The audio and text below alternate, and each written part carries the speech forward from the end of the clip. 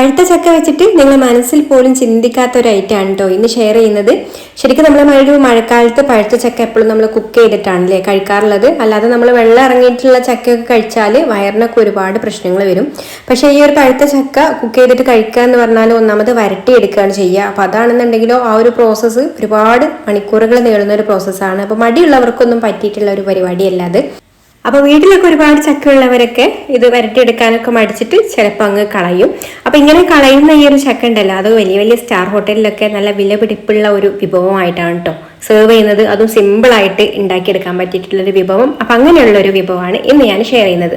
അപ്പോൾ അതിനായിട്ട് ഞാനിവിടെ 4 പഴുത്ത ചക്കച്ചുള എടുത്തിട്ടുണ്ട്. അത് കുരുവൊക്കെ കളഞ്ഞിട്ട് ഇതുപോലെ ചെറുതായിട്ടൊന്ന് അരിഞ്ഞെടുക്കുന്നുണ്ട്. അപ്പോൾ ഇത് ഞാൻ ചെറിയൊരു അളവിലാണ് കേട്ടോ ചെയ്യുന്നത്. ജസ്റ്റ് ഒന്ന് ട്രൈ ചെയ്ത് നോക്കുകയാണ് അതിൻ്റെ ഒരു രുചി അറിയാൻ വേണ്ടിയിട്ട്. അപ്പോൾ നിങ്ങളുമായിട്ടൊന്ന് ഷെയർ ചെയ്തെന്ന് മാത്രം. ശരിക്കും ഞാൻ ഇത് ഉണ്ടാക്കുമ്പോൾ ഇത്ര അധികം ഇത് രുചി ഉണ്ടായിരിക്കുമെന്ന് ഒരിക്കലും പ്രതീക്ഷിച്ചിട്ടില്ല കേട്ടോ. അപ്പോൾ രുചി ഉണ്ടായതുകൊണ്ടാണ് ഞാനിത് ഷെയർ ചെയ്യുന്നത്. അപ്പോൾ ഇതുപോലെ ചെറുതായിട്ട് അരിഞ്ഞെടുത്തിട്ടുള്ള ഈ ഒരു ചക്കത ഞാൻ ഒരു പാൻ സ്റ്റൗവിൽ വെച്ച് കൊടുത്തിട്ടുണ്ട്. അതിലേക്ക് ചേർത്ത് കൊടുക്കാം. ഇനി ഇതിലേക്ക് നമുക്കൊരു 2 ടീസ്പൂൺ ഫുള്ളായിട്ട് പഞ്ചസാര ചേർത്ത് കൊടുക്കുന്നുണ്ട്. നമ്മൾ എത്രയാണോ ചക്ക എടുക്കുന്നത് അതിനനുസരിച്ചിട്ട് പഞ്ചസാര ചേർത്ത് കൊടുത്താൽ മതി. അതുപോലെ ചക്കയുടെ മധുരം നോക്കിയിട്ട് നമുക്ക് ആവശ്യമായിട്ടുള്ള പഞ്ചസാര ഇതിലേക്ക് ചേർത്ത് കൊടുത്തിട്ട് ഇതുപോലെ ഒന്ന് വഴറ്റിയെടുക്കാം.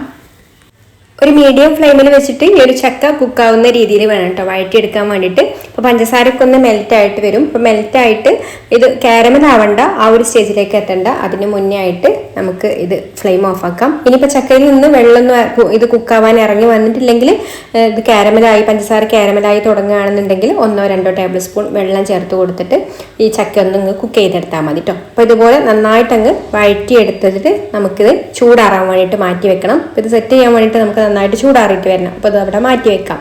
പിന്നെ നമുക്ക് വേണ്ടത് ഇതിലേക്ക് പപ്പടമാണ്. അപ്പം ഞാൻ ഒരു പപ്പടം എടുത്തിട്ടുള്ളൂ. നമ്മൾ എത്രയാണോ ഉണ്ടാക്കുന്നത് അതിനനുസരിച്ചിട്ട് എടുക്കാം. ആ പപ്പടം നമ്മൾ കൈ വെച്ചിട്ട് തന്നെ ഇതുപോലെ നന്നായിട്ടൊന്ന് പൊടിച്ചെടുക്കാം.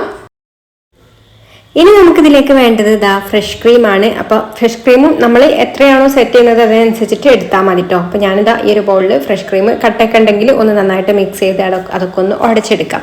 അതിനുശേഷം നമുക്കിത് സെറ്റ് ചെയ്യാം. അതിന് വേണ്ടിയിട്ട് ഞാനിതാ ഒരു കുഞ്ഞു ഗ്ലാസ്സാണ് എടുത്തിട്ടുള്ളത്. നമ്മൾ എത്രയാണോ സെറ്റ് ചെയ്യുന്നത് അതിനനുസരിച്ചിട്ട് നമ്മൾ റെഡിയാക്കി വെച്ചിട്ടുള്ള ഇൻഗ്രീഡിയൻസിനനുസരിച്ചിട്ടുള്ള അളവിലുള്ള ഗ്ലാസ് എടുക്കാം. അതിൻ്റെ ഫസ്റ്റ് ലെയറായിട്ട് നമ്മൾ ഈ ഒരു ചക്ക ഉണ്ടല്ലോ, ചക്ക റെഡിയാക്കി വെച്ചത് അത് നന്നായിട്ട് ചൂടാറി വരണം കേട്ടോ. ചൂടാറി വന്നതിന് ശേഷം ഇതിൽ അടിയിൽ ഇങ്ങനെ ഇട്ട് കൊടുക്കാം.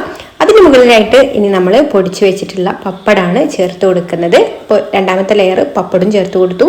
ഇനി അടുത്തതായിട്ട് ഫ്രഷ് ക്രീമും ഒഴിച്ചു കൊടുക്കാം. ഇതിന് ഈ ഒരു ലെയറിലേക്ക് ആവശ്യമായിട്ടുള്ള അതേ ഒരു കട്ടിയിൽ തന്നെ ഫ്രഷ് ക്രീമും ഒഴിച്ചു കൊടുത്താൽ നമ്മുടെ സംഭവം റെഡിയായി. അപ്പോൾ ഇതാണ് ചക്ക ഡിലൈറ്റ്. അപ്പോൾ ഇത് നമുക്ക് സ്റ്റാർ ഹോട്ടലിൽ മാത്രമല്ല വീട്ടിലും സിമ്പിളായിട്ട് ഉണ്ടാക്കിയെടുക്കാവുന്നതേ ഉള്ളൂ. ഇനി ഇത് കഴിക്കുക എങ്ങനെയാണെന്നറിയോ? ഇതുപോലെ എല്ലാം കൂടി ഒന്നിച്ച് മിക്സ് ചെയ്ത് കൊടുത്തിട്ട് അങ്ങോട്ട് കഴിച്ചാലുണ്ടല്ലോ അടിപൊളി ടേസ്റ്റാണ് കേട്ടോ.